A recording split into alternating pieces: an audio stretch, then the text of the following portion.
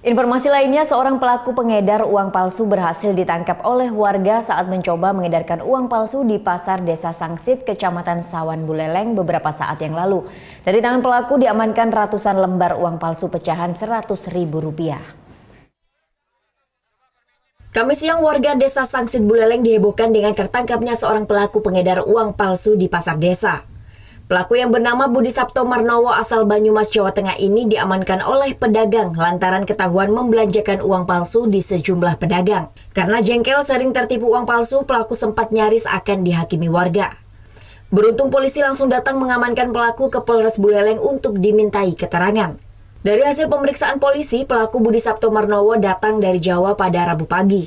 Dan selama perjalanan dari Jawa ke Bali, tersangka sempat menukarkan uang palsu tersebut ke sejumlah pedagang.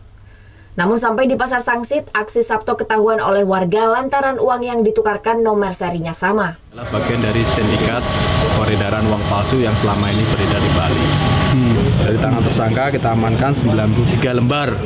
Dan setelah kita lakukan penggeledahan di mobil dan di pelaku, kita temukan ada 15 juta yang diakui sebagai uang hasil mengedarkan uang palsu. Di Bali sendiri ada jaringannya enggak?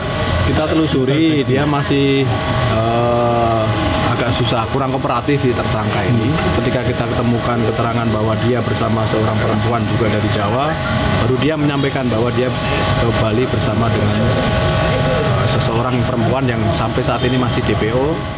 Sementara itu, menurut pengakuan tersangka, uang palsu didapatnya di Pulau Jawa. Setiap 40 juta uang palsu dibelinya sebesar 4 juta rupiah. Namun aksinya di Buleleng telah berhasil menukarkan uang palsu sebanyak 100 lembar dengan hasil sebanyak Rp15.800.000. Dari tangan pelaku, polisi mengamankan 93 lembar uang palsu pecahan Rp100.000 serta uang penukaran hasil penipuan yang dilakukan tersangka sebesar Rp15.800.000. Tersangka Budi Sapto dijerat pasal 36 ayat 1 serta Undang-Undang Nomor 7 Tahun 2011 tentang uang palsu. Budi pun terancam 15 tahun penjara. Putu Wijana melaporkan untuk NET. Oh yang beneran? Iya, oke.